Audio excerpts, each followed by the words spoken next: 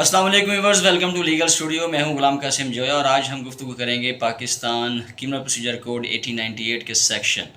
164 CrPC के तहत record होने वाले स्टेटमेंट के बारे में, या उर्फ़ आम में आपने सुना होगा 164 का बयान। इससे पहले कि मज़ीद आगे गुफ्तगू जारी रखी जाए, आपसे रिक्वेस्ट है कि अगर आपने लीगल स्टूडियो अभी तक सब्सक्राइब नहीं किया तो प्लीज़ सब्सक्राइब करें और अपना फ़ीडबैक ज़रूर देते रहें। सेक्शन 164 सीआरपीसी का अगर हम बगौर मुताला करें तो इसकी 4 क्लॉजेज़ में से शुरू की 2 क्लॉजेज़ जो हैं, क्लॉज नंबर 1 एंड 1A, ये बात करती हैं विटनेस के स्टेटमेंट के बारे में, और remaining 2 clauses, clause number 2 and 3, ये बात करती हैं एक्यूज़ के स्टेटमेंट के बारे में। सबसे पहले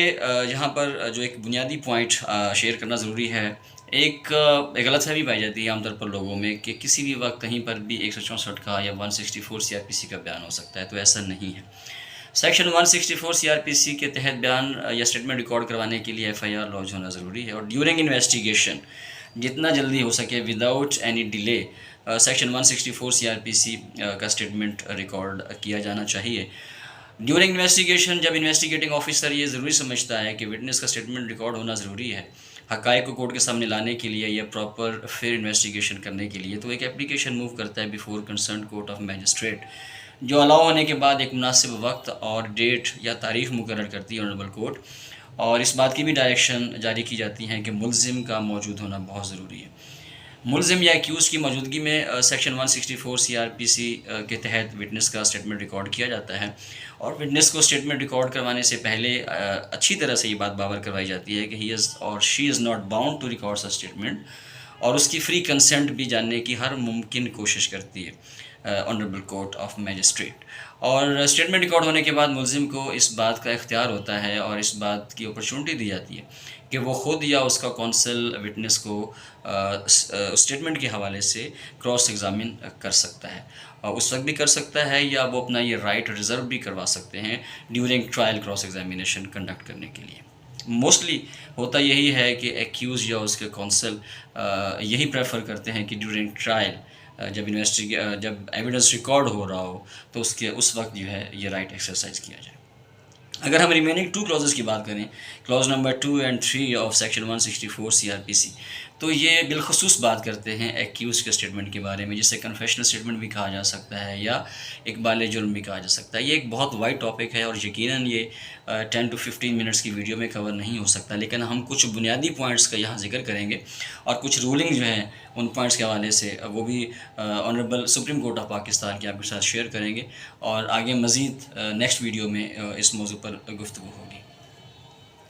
सेक्शन 164 सीआरपीसी के तहत मुल्ज़िम का स्टेटमेंट रिकॉर्ड करने से पहले ऑनरेबल कोर्ट की इंतहाई ज़िम्मेदारी होती है,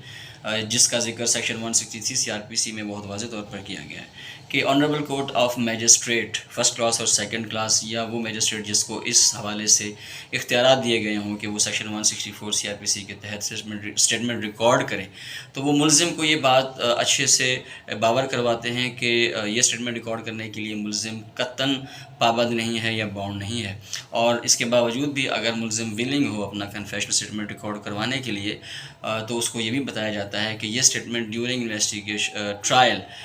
केस चलने के दौरान में उसके ख़िलाफ़ बतौर शहादत या as piece of evidence use किया जा सकता है, और उसका स्टेटमेंट रिकॉर्ड करने के बाद उस पर इख्तितामी नोट्स के तौर पे ऑनरेबल कोर्ट इन तमाम हक़ाइक़ को भी लिखती है कि मुल्ज़िम को ये सारे हक़ाइक़ बताने के बाद स्टेटमेंट रिकॉर्ड किया गया है, और इस बात को यकीनी बनाया गया है कि ना तो वो किसी प्रेशर में है, ना किसी इंड्यूसमेंट में है, ना उसको किसी गलत फहमी या खुश फहमी में रख कर यह स्टेटमेंट रिकॉर्ड करवाया गया है।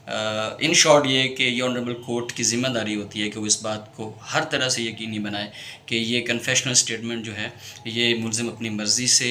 किसी जबर, किसी प्रेशर, किसी मजबूरी के तहत नहीं, बल्कि अपनी आज़ादाना राय और अपनी मर्ज़ी को इस्तेमाल करते हुए रिकॉर्ड करवा रहा है। अब सवाल ये पैदा होता है कि क्या मुल्ज़िम का ये स्टेटमेंट जो है सिर्फ़ उसके अगेंस्ट यूज़ किया जाएगा, या उसके किसी और साथी को एक्यूज़ जो उस केस में कोई और भी अगर मुल्ज़िम इन्वॉल्व हो,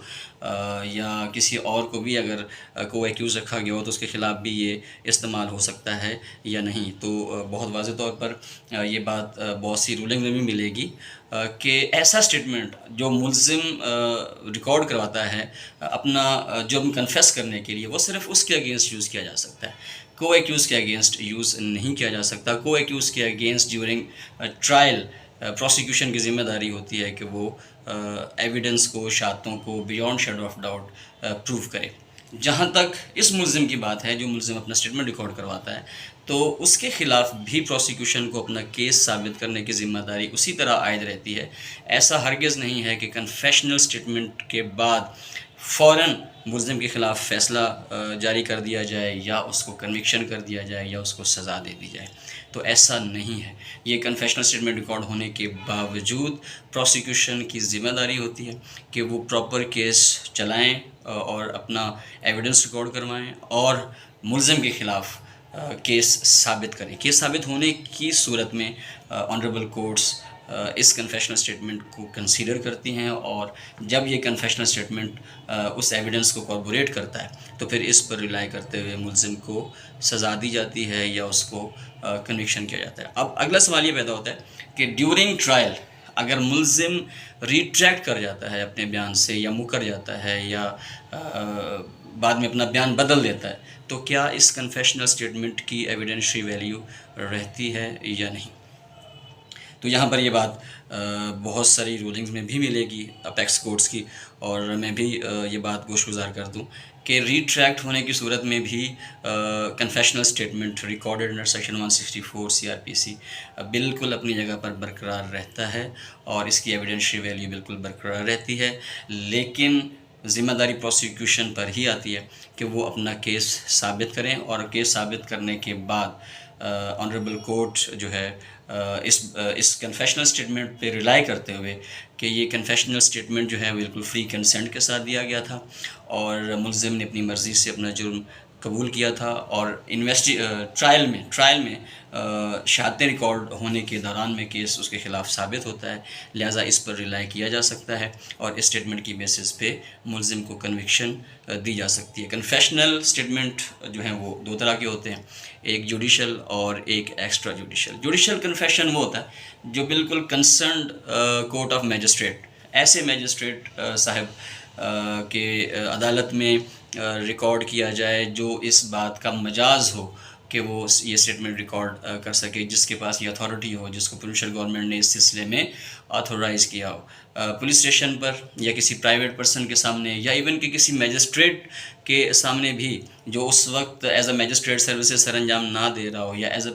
اے پریزائڈنگ آفیسر سروسز سر انجام نہ دے رہا ہو، اس کے سامنے بھی اگر کوئی اسٹیٹمنٹ ریکارڈ کیا جائے گا تو وہ بھی جوڈیشل کنفیشن نہیں ہوگا، بلکہ ایکسٹرا جوڈیشل کنفیشن ہوگا اور اس کی ایویڈینشری ویلیو نہیں ہوگی. ہر ایڈمیشن کنفیشن نہیں ہوتا. ایڈمیشن ایک سینٹینس میں بھی ہو سکتا ہے، امپلائڈ بھی ہو سکتا ہے، انڈائریکٹ بھی ہو سکتا ہے، لیکن کنفیشنل اسٹیٹمنٹ جو ہے وہ بہت واضح ہونا چاہیے اور ان تمام حقائق کا ذکر کرتے ہوئے ہونا چاہیے جو FIR میں جن کا ذکر ہو یا انویسٹیگیشن میں جو سامنے آئے ہوں. گھما پھرا کے انڈائریکٹ نہیں ہونا چاہیے. ان تمام پوائنٹس کی فیور میں یا ان پر روشنی ڈالنے کے لیے میں کچھ سپریم کورٹ آف پاکستان کی رولنگز بھی شیئر کروں گا جو یقیناً اس حوالے سے مزید میرے اور آپ کے علم میں اضافہ کریں گی. 2020 Pakistan criminal law journal page 7 to 9, 2020 supreme court page 5 to 3, 2019 PCRLJ page 4, 5, 7, PLD 2019 supreme court page 595, 2017 SCMR page 986. یہ تھا ہمارا آج کا ٹاپک. آگے مزید اس موضوع پر گفتگو ہوگی. اپنا خیال رکھیے گا.